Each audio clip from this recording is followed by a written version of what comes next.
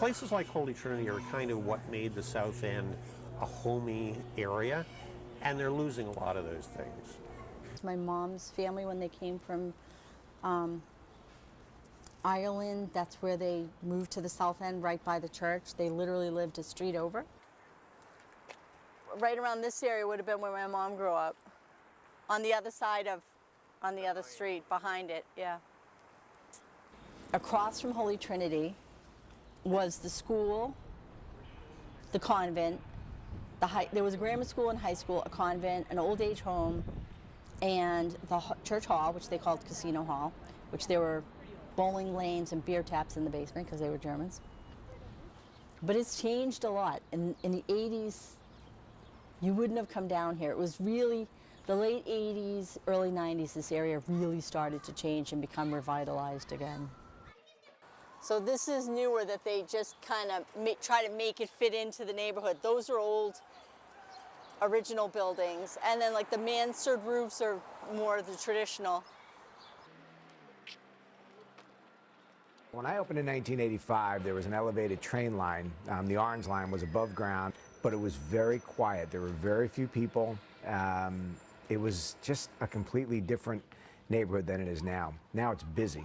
There's a lot of people. There's always people walking around. It's become a lot more transitory.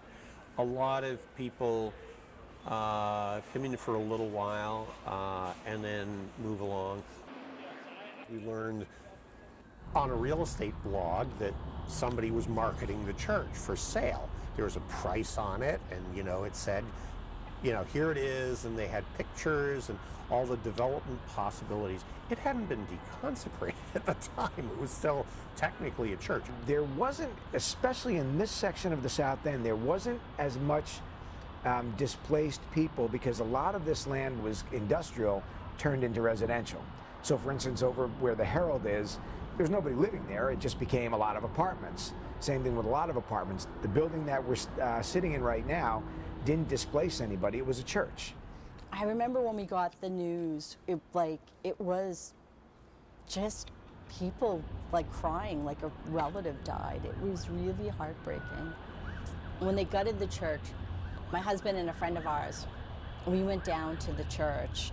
We took pictures that day, and we were looking at the shell, because at that point it was just a shell and there was nothing in it. The building that they put on is really awful. It's ugly. And it's such a beautiful church, too. The condos are just, they're really awful. I mean, they don't reflect the church at all. I don't feel the church when I walk in. I think the outside is magnificent. People will be walking on Shawmut Avenue, and they'll look up and they'll go, oh my God, and they take their cameras out and they start taking pictures. So the architecture on the outside is magnificent. It's hard to even look at. I always go, that monstrosity over there, I would rather have had them take it down. It looks like something has inhabited the church, taken it over. But it's horrible. Yeah. Oh well. Yep. It's just terrible.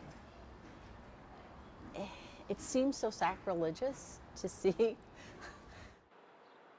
The history has been kind of wiped out, and I'm sure nobody who's in that condo has any knowledge of what went on, or the really great history of Holy Trinity. I'm not as familiar with the history of this church, though I understand it's one of the older churches in Boston. I live in the rectory, the part of the church that's the rectory. So some of my friends who are Catholic would tell me, oh, you're living in the rectory, that's where all the action happened. I like it. It's kind of fun to joke that, I go to church every day. In the rectory, in the top floor, there was a little chapel, and they used to do the morning mass there in the chapel. They would serve the mass. Till the day I die, it'll always be a travesty that they just did away with that church.